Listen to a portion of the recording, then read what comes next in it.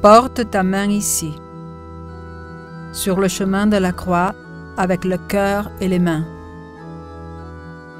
Première station. Jésus est condamné à mort. Évangile de Jésus-Christ selon saint Marc. Pilate, prenant de nouveau la parole, leur disait: « Que ferai-je donc de celui que vous appelez le roi des Juifs ?» Mais eux crièrent de nouveau: « Crucifie-le !»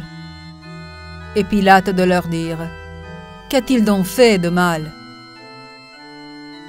Mais ils n'en crièrent que plus fort: « Crucifie-le !» Pilate alors, voulant contenter la foule, leur relâcha Barabbas, et après avoir fait flageller Jésus, il le livra pour être crucifié. Voici l'homme. Jésus est debout, couronné d'épines, les poignets liés, les épaules courbées, le regard recueilli et silencieux. À ses pieds, 3 hommes le regardent d'une expression dure, pendant qu'ils lèvent menaçant leurs mains, d'un geste accusatoire. Il paraît d'entendre leur voix: « Crucifie-le, crucifie-le !» Pilate vient de dire: « Voici l'homme !» Il l'a dit pour éloigner de soi un problème. La foule l'a entendu comme une injure adressée à Jésus. Mais cet homme était vraiment l'homme sur lequel se sont abattues toutes les méchancetés, toutes les violences de l'humanité. Condamné, refusé, reprimé, frappé, expulsé, torturé, rendu esclave, exploité, rejeté, opprimé, calomnié, déridé. Maltraité, il se laisse humilier sans rien dire. Comme un brebis, il est mené à l'abattoir. Devant ta condamnation, Seigneur, nous sommes égarés. Nous nous sentons traîtres comme Judas. Mais toi, protège-nous de la tentation de croire qu'il n'y ait plus de salut. Ne permets pas aux ténèbres de prendre possession de notre cœur. Deuxième station. Jésus est chargé de sa croix. Évangile de Jésus-Christ selon saint Marc. Les soldats l'amenèrent à l'intérieur du palais, qui est le prétoire, et ils convoquent toute la cohorte. Ils le revêtent de pourpre, puis, ayant tressé une couronne d'épines, ils la lui mettent. Et ils se mirent à le saluer: « Salut, roi des Juifs !» Et ils lui frappaient la tête avec un roseau, et ils lui crachaient dessus, et ils ployaient le genou devant lui pour lui rendre hommage. Puis, quand ils se furent moqués de lui, ils lui ôtèrent la pourpre et lui remirent ses vêtements. Ils le mènent dehors afin de le crucifier. Jésus est debout, la croix appuyée sur son épaule. Il la soutient de 2 bras. Il a l'allure et l'attitude ferme de celui qui a entrepris et accepté son destin et te regarde comme pour t'inviter: « Suis-moi, toi aussi. » Le monde a eu sa justice, le pouvoir s'en est lavé les mains, et l'homme a été chargé de la croix. Mais qui s'est préoccupé pour lui? Et ils l'amènent hors de la ville, parce que l'on ne voit ni ne sache, et que ce soit plus facile pour tous de se tourner de l'autre côté. Ouvre nos yeux, Seigneur, afin que nous puissions suivre ta voie jusqu'au bout et apprendre sur ton exemple. Donne-nous le courage de regarder les croix de notre prochain pour rester à côté de lui.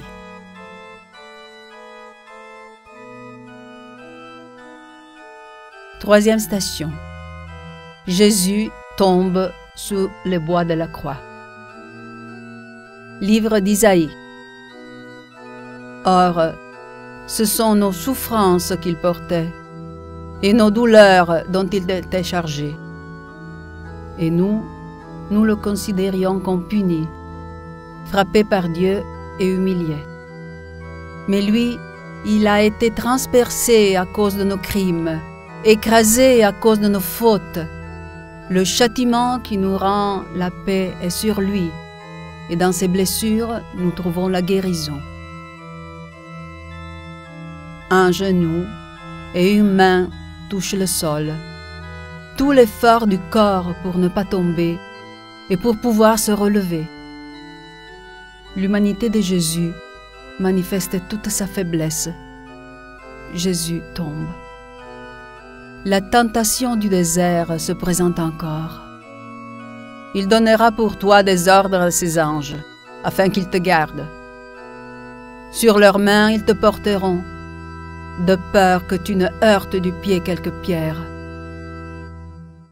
Nous espérions que c'était lui qui allait délivrer Israël, diront après quelques jours les disciples d'Emmaüs.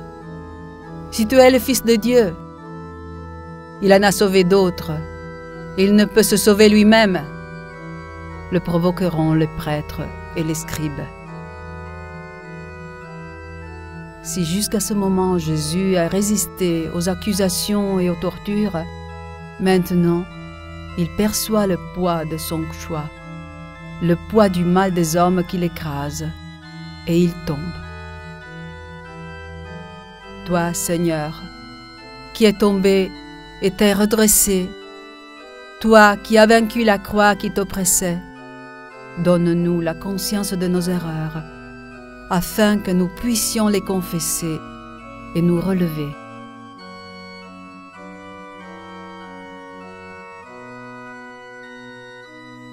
Quatrième station.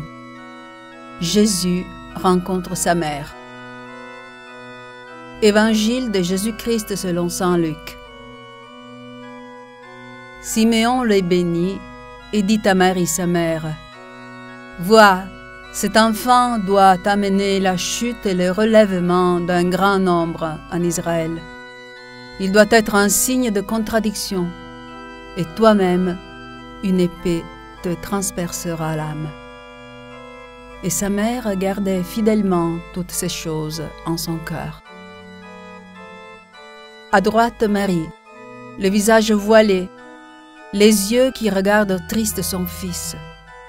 Marie caresse doucement la joue de son fils, et il paraît qu'elle veuille prendre sur soi tout le poids de sa douleur.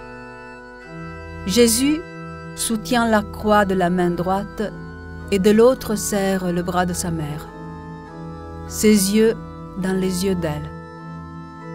Dès qu'on l'a pris là-bas parmi les oliviers, Marie le cherche et l'attend. Elle vit la peur de toute mère qui craint pour son enfant.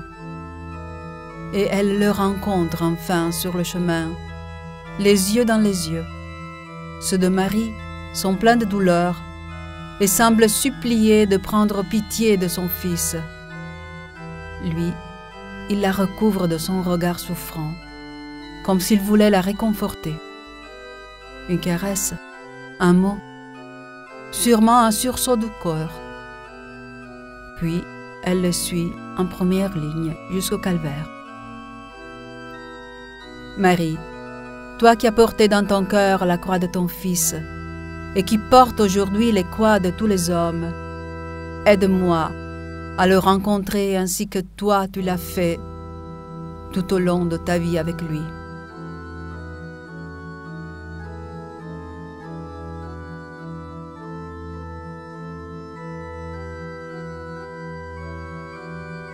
Cinquième station.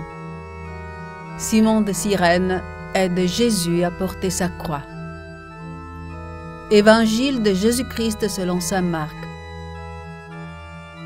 Et il requiert, pour porter sa croix, Simon de Cyrène, le père d'Alexandre de Rufus, qui passait par là, revenant des champs. Et ils amènent Jésus au lieu dit Golgotha, ce qui se traduit lieu du crâne. Jésus peine à monter. Il cède dans l'effort, le bras gauche appuyé au genou. Derrière lui un homme pauvre dans sa courte tunique, soutient le bois de la croix de ses mains fortes, les yeux dépaysés comme s'il ne comprenait pas la violence qu'il subit. Sur sa droite, un soldat le menace de l'épée. Dieu a besoin des hommes.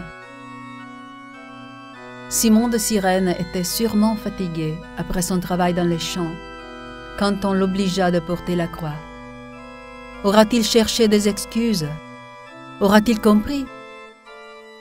Il a été le plus proche de Jésus le long de cette montée au calvaire, de même que tout pauvre qui est le plus proche du Christ. Seigneur, reste à côté et donne ton aide à ceux qui ne réussissent plus à porter leur croix, leurs souffrances, leurs problèmes.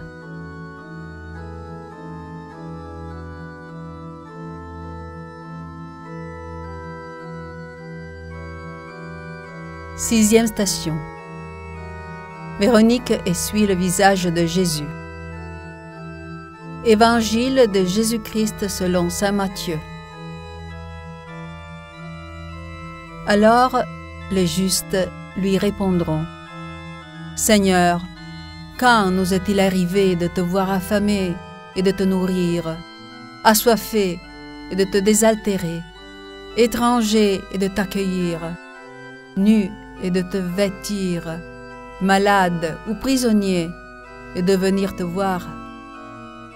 Et le roi leur fera cette réponse: En vérité, je vous le dis, dans la mesure où vous l'avez fait à l'un de ces plus petits de mes frères, c'est à moi que vous l'avez fait. Une jeune femme avance au milieu de la foule et, défiant les gardes, s'approche de Jésus. Elle lui déterge le visage strié de larmes, de crachements et de sang avec son voile. Un geste d'amour au milieu de tant de haine.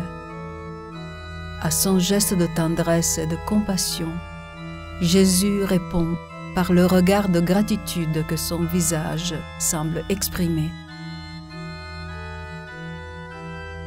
Seigneur, tendre visage de peine et de douleur, visage plein de lumière, frappé pour amour. Enveloppé dans la mort, tu t'es perdu pour nous. Accueille nos larmes, ô notre Sauveur.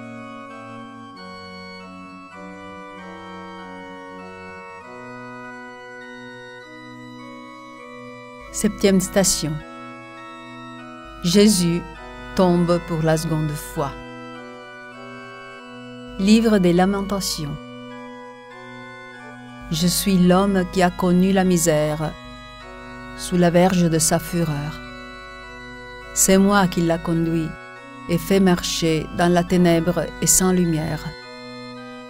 Il a barré mes chemins avec des pierres de taille, obstrué mes sentiers. Il a brisé mes dents avec du gravier. Il m'a nourri de cendres. Jésus est tombé, les genoux à terre. Ses mains ont abandonné la croix et s'appuient au sol.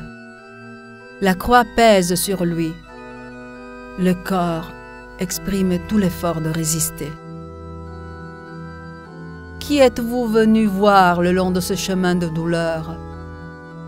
Un condamné qui tombe, pour pouvoir vous moquer de lui? Lui, il tombe pour vous relever de vos fautes et vous guérir de vos douleurs. Guide mes pas, Seigneur, et rends sûr mon chemin. Tiens-moi par la main si je vacille, afin que je ne tombe pas.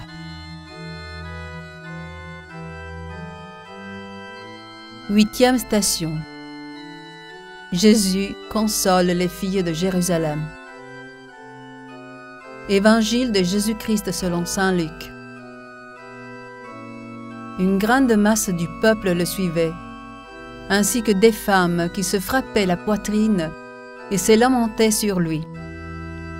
Mais se retournant vers elles, Jésus dit: « Filles de Jérusalem, ne pleurez pas sur moi, pleurez plutôt sur vous-même, sur vos enfants. 4 visages de femmes, disposés en demi-cercle, en bas à gauche, regardent triste Jésus. L'une d'elles semble retenir la douleur en portant une main à ses lèvres. Jésus, en haut sur la droite, semble les embrasser de son bras dans un cercle d'amour et leur adresse un regard ouvert, mais tari par la douleur. Les mères de Jérusalem pleurent sur cet homme qui va vers la mort. Elles perçoivent sa souffrance. Quelques-unes savent qu'il est innocent et se rappellent de lui souriant sur un âne à l'entrée de la ville. Jésus s'aperçoit d'elles, les regarde et voit dans leurs yeux la souffrance pour les violences sur les femmes du monde et de l'histoire. Il les invite à pleurer sur elles-mêmes et sur leurs enfants, parce que des jours terribles les attendent. Seigneur, aide-nous à devenir conscients du mal que nous faisons à nous-mêmes et aux autres, quand nous ne vivons pas selon ta loi d'amour envers Dieu le Père et envers nos frères.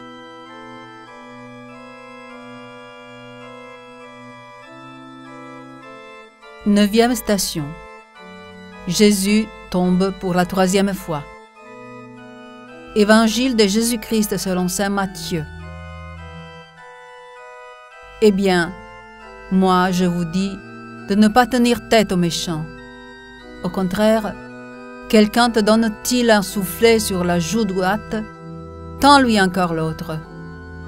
Veut-il te faire un procès et prendre ta tunique, laisse-lui même ton manteau. Jésus est à bout de ses forces.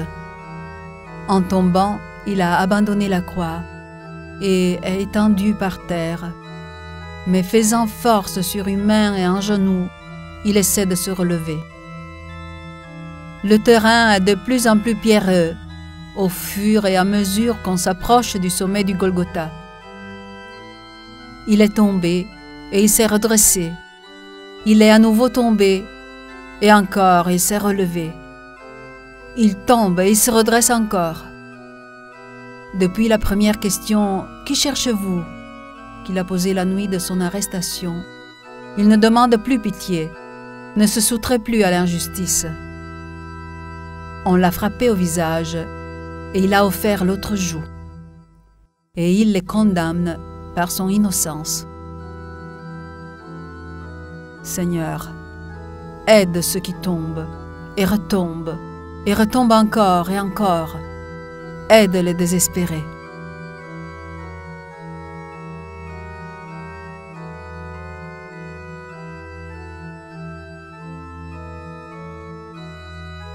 Dixième station. Jésus est dépouillé de ses vêtements. Évangile de Jésus-Christ selon saint Jean. Lorsque les soldats eurent crucifié Jésus, ils prirent ses vêtements et firent 4 parts, une part pour chaque soldat, et la tunique. Or, la tunique était sans couture, tissée d'une pièce à partir du haut. Ils se dirent donc entre eux, « Ne la déchirons pas, mais tirons au sort qu'il aura. » Jésus est debout entre 2 hommes. Un soldat sur la droite lui ôte la tunique sans couture, tandis qu'un autre sur la gauche le déshabille avec violence de ses longs vêtements. La tête de Jésus est comme repliée sur son épaule sans force, et ses yeux sont mi-clos, ternes. Ainsi qu'une bande de malfaiteurs, ils t'entourent, t'encerclent comme une meute de chiens, te lient mains et pieds. Tu n'as plus que la peau sur les os. Le corps frappé, fouetté, bousculé, ce même corps est enfin dépouillé pour le priver de sa dignité et l'exposer au mépris. Dépouille-nous, Seigneur, de nos péchés, afin que nous puissions être revêtus de ton amour.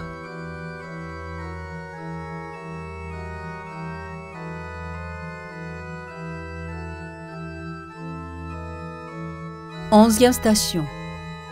Jésus est attaché à la croix. Évangile de Jésus-Christ selon saint Luc. On amenait encore 2 malfaiteurs pour être exécutés avec lui. Lorsqu'ils furent arrivés au lieu appelé Crâne, ils l'y crucifièrent, ainsi que les malfaiteurs, l'un à droite et l'autre à gauche.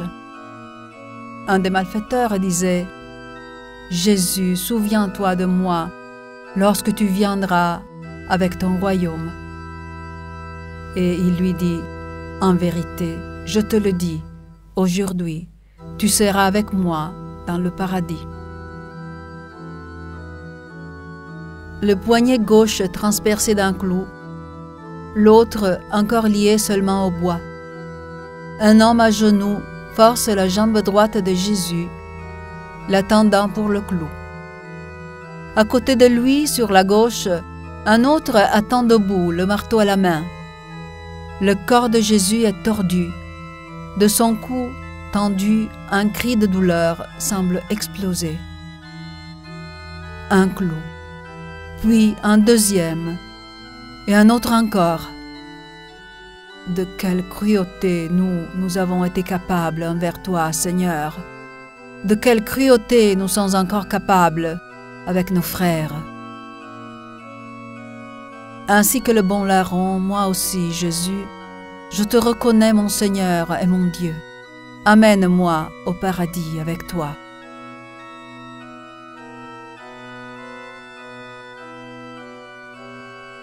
Douzième station. Jésus meurt sur la croix. Évangile de Jésus-Christ selon saint Jean.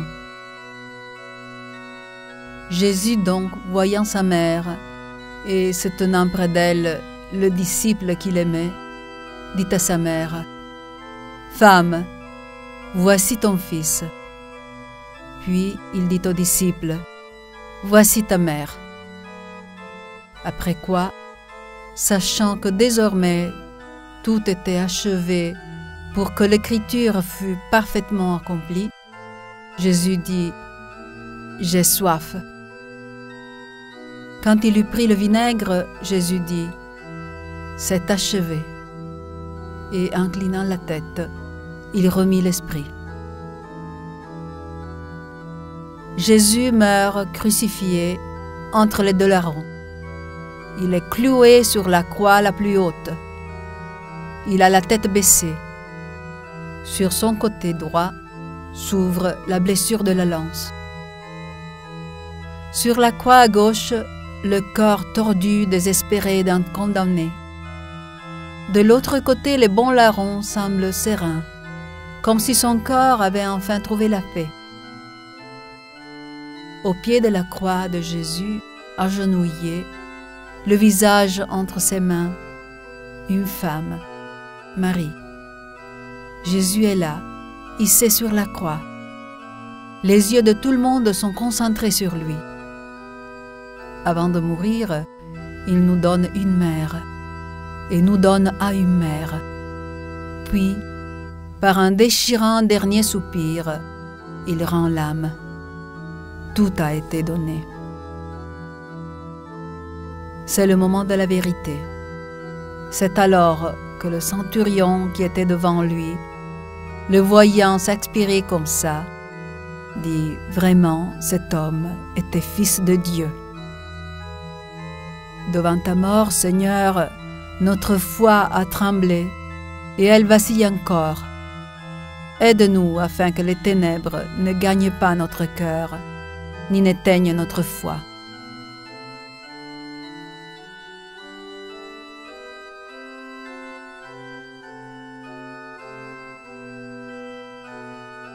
Treizième station. Jésus est descendu de la croix et remis à sa mère. Évangile de Jésus-Christ selon saint Jean. Les soldats vinrent donc et brisèrent les jambes du premier, puis de l'autre qui avait été crucifié avec lui. Venus à Jésus, quand ils virent qu'il était déjà mort, ils ne lui brisèrent pas les jambes, mais l'un des soldats de sa lance lui perça le côté, et il sortit aussitôt du sang et de l'eau. Celui qui a vu rend témoignage. Son témoignage est véritable, et celui-là c'est qu'il dit vrai, pour que vous aussi vous croyiez. Joseph d'Arimathie, haut sur l'échelle, soutient le corps abandonné de Jésus. Un bras du Christ mort pend impotent vers le bas, comme s'il voulait rejoindre sa mère, qui, au pied de la croix, lève les mains pour toucher celles de son fils. Jésus revient dans les bras de sa mère, confié à sa douleur. Toutes les mères qui ont vu mourir un de leurs enfants sont en elle. Marie, toi qui as éprouvé toutes les douleurs d'une mère, embrasse-moi comme tu as serré à toi le corps de Jésus. Toi qui comprends la douleur de l'homme, console-nous.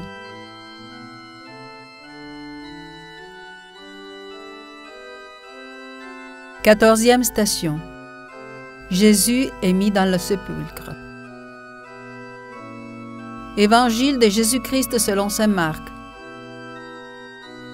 Déjà le soir était venu, et comme c'était la préparation, c'est-à-dire la veille du sabbat, Joseph d'Arimathie, membre notable du conseil, qui attendait lui aussi le royaume de Dieu, s'en vint hardiment trouver Pilate et réclama le corps de Jésus.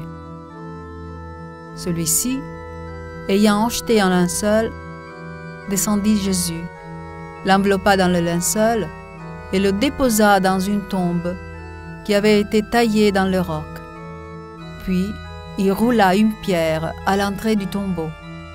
Or, Marie-Madeleine et Marie, mère de Joseph, regardaient où on l'avait mis. Deux hommes transportent le corps de Jésus vers la fissure de la montagne qui s'ouvre sur la gauche. Sur leur droite, Jean, qui soutient d'un bras Marie accablée par la douleur, et à l'arrière-plan, une sainte femme les suivent. Qui a transporté ce corps? Quels pauvres hommes ont eu l'honneur de transporter ton corps jusqu'à ce nouveau tombeau? Un tombeau parmi d'autres tombeaux, hommes en tout, jusqu'à la mort. Il n'y a désormais plus de foule, il n'y a plus de garde, aucune insulte, seulement le silence qui règne quand on pense que tout s'est terminé. Le même silence qu'on perçoit dans son cœur quand on ressent que tout est encore dans les mains du Père.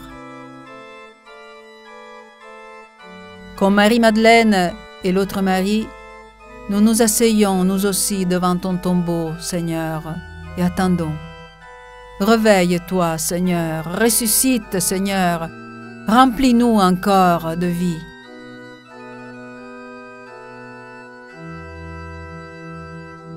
Sculpture de Emilia Pozzola Ferla. Texte Lino Ferracin. Photo de Paolo Siccardi. Orgue Valerio Giacobbe. Musique de Johann Sebastian Bach. Prélude à la Passion selon Matthieu. Projet accessibilité par Tactile Vision Onlus. Projet et coordination par Rocco Rolli. Voix narrante Maria Cristina Guidoni. Production vidéo Alfonso Totaro.